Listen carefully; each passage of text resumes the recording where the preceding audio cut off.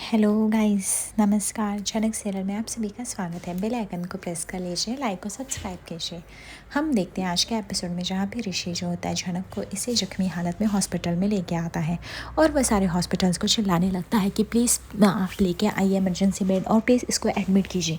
तभी सारे स्टाफ जो होते हैं वो दौड़ के आते हैं। तभी डॉक्टर बोलते हैं बट इस पर तो पुलिस केस होगी। तो पर ऋषि बोलता है मैं खुद एसपी हूँ, मैं सब इन्वेस्टिगेशन कर लूँगा, आप प्लीज़ पेशेंट को प्रायोरिटी पे रखिए और उनका इलाज कीजिए। डॉक्टर बोलते अच्छा ठीक है, हम देखते हैं। उसके बाद हम डॉक्टर लोग उसको वार्ड में लेके जाते हैं, जहाँ पे ऋषि काफ़ी पैनिक हो जाता है और वह भागम दौड़ करने लगता है। तभी वहाँ पे जो उसके साथ लोग आए रहते हैं वो बोलते हैं कि अब ये लगता है जैसे नाटक कर रहा है। तभी हम देखते हैं उस हॉस्पिटल का जो मालिक रहता है यानी मैनेजर, वो आता है और वो बोलता है कि आप लोग कौन लगते हैं उसके। जब भी बताते हम कुछ भी नहीं लगते, ये सब उस आदमी का किया धरा है, वो अपने आप को बचाने के लिए अब ज़्यादा ही ओवर एक्टिंग कर रहा है।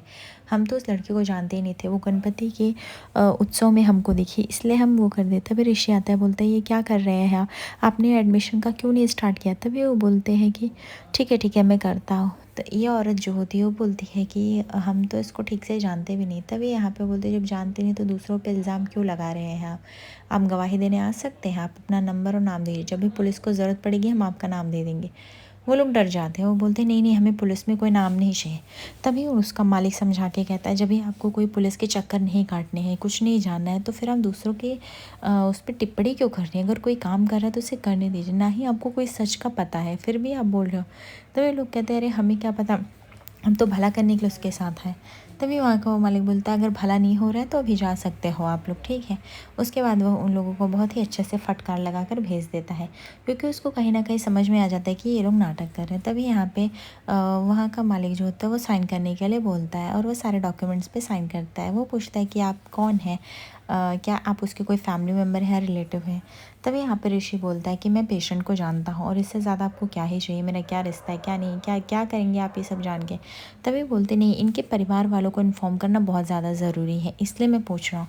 ऋषि बोलता है मैं उसके परिवार को जानता हूँ, मैं एक रिश्तेदार हूँ उनका। तभी यहाँ पे वो सवाल करने लगता है कोई कैसा रिश्तेदार, दूर का रिश्तेदार है पास का। तभी ऋषि बोलता है ओ माय गॉड, दूर का, लेकिन आप क्या करेंगे, वो लड़की को मैं जानता हूँ, उसके माँ बाप को जानता हूँ, सबको जानता हूँ, इनफैक्ट वो मेरे घर पे भी रही है। लेकिन मुझे अब यही नहीं समझ में आ रहा है कि आपको ये सबसे क्या करना है। आप तुरंत इलाज कराइए, ठीक है, और इलाज बहुत ज़्यादा ज़रूरी है। बाकी डॉक्यूमेंट्स में क्या फिल करना है क्या नहीं वो मैं कर लूँगा, मैं उसका एज अ केयर गिवर की वजह से मैं साइन करूँ। रिश्ता क्या है ये आपको क्यों जाना, और मैं उसके घर वालों को अभी इस पैनिक सिचुएशन में तो इन्फॉर्म नहीं कर सकता, जैसे थोड़ी स्टेबल हो जाएगी मैं कर दूँगा, ठीक है। तो प्लीज़ आप काम को प्रायोरिटी दीजिए, और मैं खुद एक पुलिस वाला हूँ, मुझे सारे रूल्स रेगुलेशन पता है। इफ़ अगर मुझ पर चार्ज भी लगेगा तो भी मैं उसके लिए प्रिपेयर हूँ, but please do it urgency.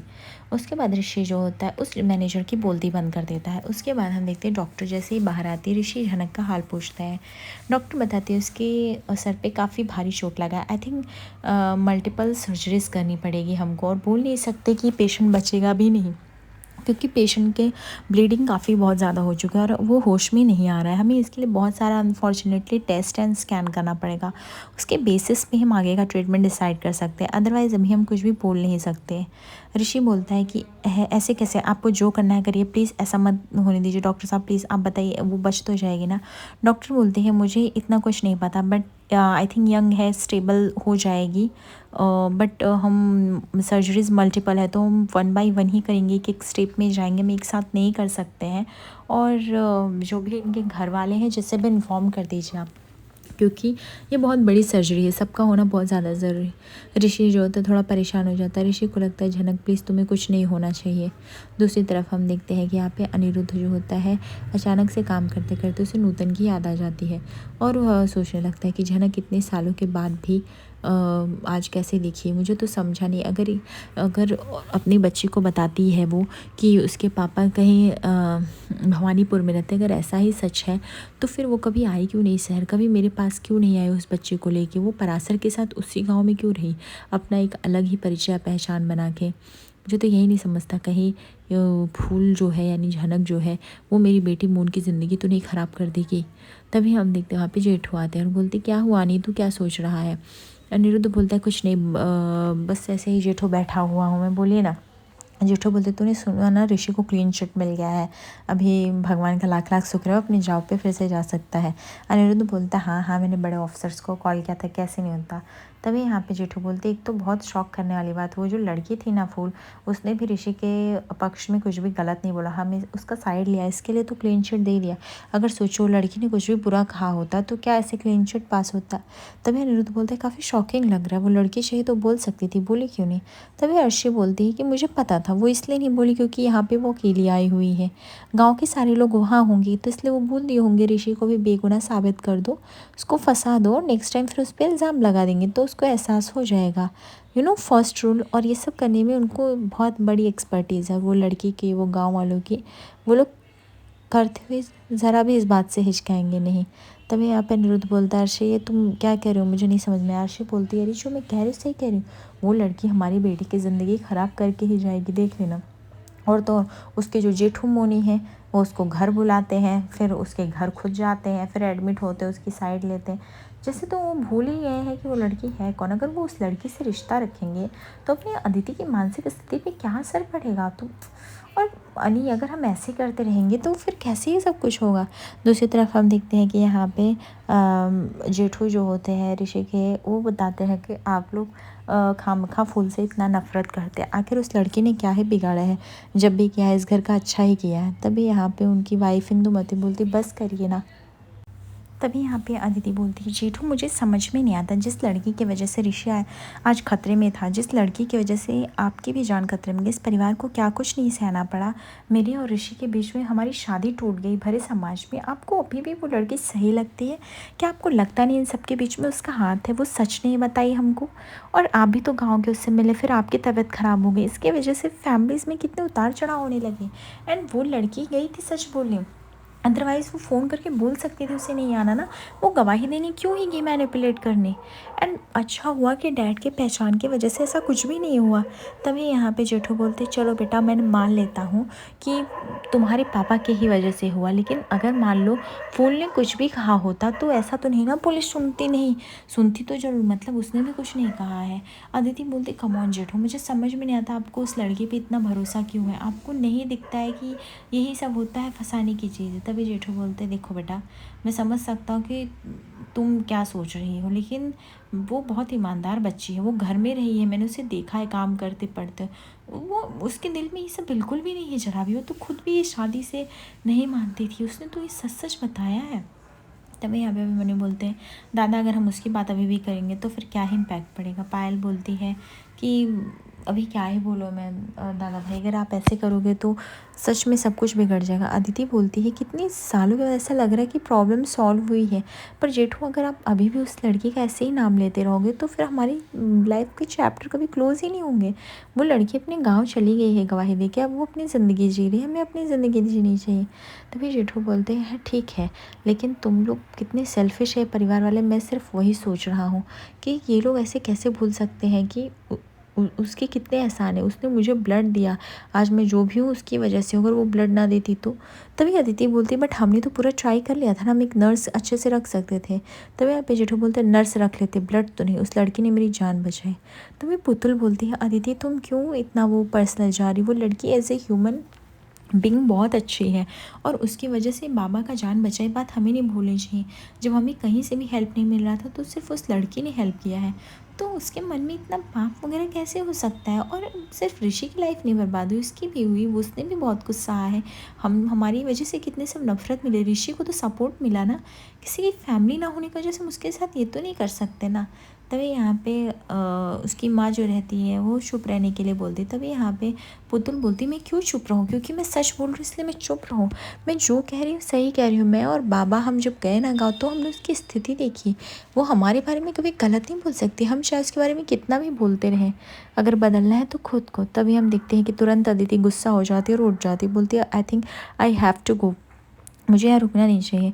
Putul बोलती सच सुनने की हिम्मत डाल लो अदिति, ये सही नहीं है। तभी यहाँ पे ऋषि की मॉम जो होती है तनुजा बोलती है बस करो पुतुल कितना बोलोगी, जब कब से बोला जा रहा है शांत हो जाओ शांत हो जाओ, मतलब शांत हो जाओ। तो यहाँ पे पुतुल बोलती माँ बस करो, आपको लगता नहीं है कि बाबा की जान हमारे लिए कितनी इंपॉर्टेंट थी। उस पुल ने किया, उसने एक बार भी अपनी एहसान जताने की भी कोशिश नहीं की, घर चली गई। अरे एटलीस्ट जो ये सब करता है हमें उसका शुक्रिया अदा तो करना चाहिए, ताकि भगवान नेक्स्ट टाइम के लिए हमारे पास अवेलेबल रहे। तभी जेठू कहते पुतुल बस कर, छोड़ जाने दे, लोग को समझाने से कोई फ़ायदा नहीं है, ठीक है। तभी यहाँ पे अदिति बोलती है अच्छा ठीक है मैं जाती हूँ। तभी यहाँ पे ऋषि की मॉम बोलती है अच्छा जो हुआ सो हो गया, हमें ऋषि और अदिति को एक करना है, हमें ये सोचना है इनकी शादी कैसे करनी है, फिर से कैसे इनका घर बस सकता है, हमें उन सब पे सोचना, हमें भी ये सब नहीं। तभी अभिमन्यु बोलता है कि अरे बेटा एक काम करो, तुम ज़रा फ़ोन लगा के तो देखो ऋषि कहाँ पे है। ऋषि जो तो हॉस्पिटल में घूम रहा होता है और अचानक से अदिति का कॉल आ जाता है। ऋषि समझ नहीं पाता 2 मिनट के लिए कि क्या करे, वो कॉल को पिक करे या नहीं करे, उसको समझता नहीं है और इसलिए वो कॉल डिस्कनेक्ट कर देता है। बट अदिति बहुत परेशान रहती है, इसलिए वो फिर से कॉल लगाने लगती है। ऐसे बार बार 3-4 रिंग जाने की वजह से ऋषि जो होता है वो कॉल डिस्कनेक्ट कर रहा होता है और वो कॉल नहीं उठा रहा होता है। तभी यहाँ पे तनुजा पूछती क्या हुआ बेटा, बताती है अदिति कि कॉल डिस्कनेक्ट हो रहा है, आई थिंक ऋषि बिजी है कि क्या है, कुछ समझ में नहीं आ रहा है। तभी तनुजा बोलती है आज तक तो कभी ऐसा नहीं हुआ कि कॉल डिस्कनेक्ट करे, एक बार और ट्राई कर। तब उससे पहले ऋषि का कॉल आ जाता है और वह अदिति को बताता है कि अदिति काम करो, तुम अपने घर चले जाओ, मुझे बहुत लेट होगा। अदिति बोलती हाँ वो सब तो ठीक है, बट तुम कब से निकले हुए हो, मुझे लगता है अभी तुम्हारा काम हो क्या रहेगा, तुम घर आओगे इसलिए मैं रुकी थी। ऋषि बोलता है सॉरी अदिति तुम गुस्सा मत करना, एक्चुअली कैसा हुआ कि मैं अभी हॉस्पिटल में हूँ। तभी सब लोग शॉक हो जाते हैं हॉस्पिटल के नाम सुन के और वह बताता है वो एक्सीडेंट किसी और का नहीं बल्कि फूल का हुआ है और वो भी मेरी गाड़ी से हुआ है, सो इसके लिए मैं ही रिस्पॉन्सिबल हूँ, इसलिए मैं हॉस्पिटल में हूँ। तभी अदिति बोलती है कि व्हाट, वो लड़की मतलब घूम फिर के इतनी बड़ी दुनिया में उसे तुम्हारी ही गाड़ी मिली थी, तुम्हारी ही गाड़ी के सामने उसे आना था, काफ़ी मतलब एकदम शॉकिंग है। तभी अभिमन्यु बोलता है अभी ये क्या चल रहा है, मुझे तो कुछ भी समझ में ही नहीं आ रहा है।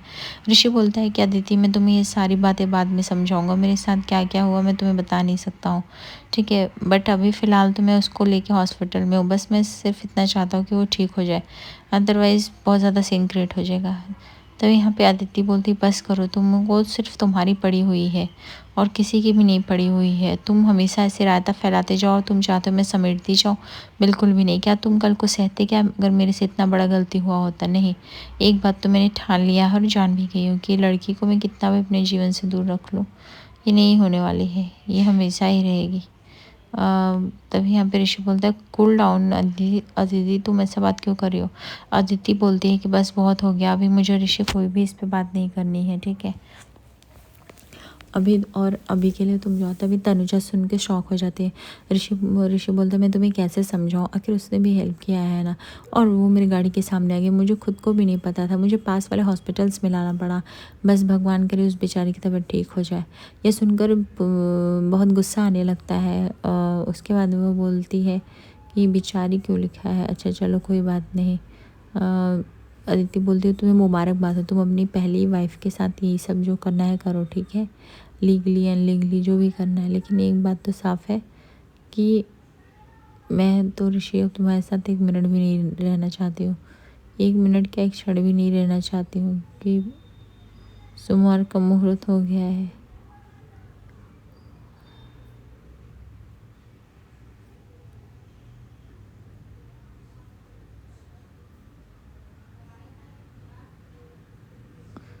तब यहाँ पे ऋषि और अदिति के बीच में बहुत बड़ी बहस हो जाती है, जहाँ पे अदिति भी उस चीज़ को रिजॉल्व नहीं करती। अदिति बोलती बस आई एम डन, मैं अपने घर जा रही हूँ ऋषि, और इससे ज़्यादा मैं किसी भी नाटक में फंस नहीं सकती हूँ, बस बहुत हुआ, मुझे जाना है। आगे एपिसोड में हम देखेंगे कि क्या होने वाला। तभी जेठू बोलते हैं कि पता नहीं उस बच्ची को क्या हुआ है, वो तो लोग कुछ भी समझ में नहीं आ रहा, अभी तो बच्ची ठीक थी। यहाँ पे दूसरी तरफ अदिति को गुस्सा आने लगता है कि सब क्या है बोल दिया मैंने। तभी हम देखते हैं कि वहाँ से उसके बाद हम देखते हैं कि आज फॉर्म पे साइन होगा जहाँ पे ऋषि हस्बैंड बन के करता है। आगे एपिसोड पे से बने दर्शक को लाइक और सब्सक्राइब करिए। और वो जो मैनेजर रहता है वो सच में ऋषि के लिए बहुत ही हेल्पफुल रहता है और वो बोलता है कि सब कुछ ठीक हो जाएगा। पुतुल भी एकदम से शॉक रहते हैं क्योंकि ऋषि जिस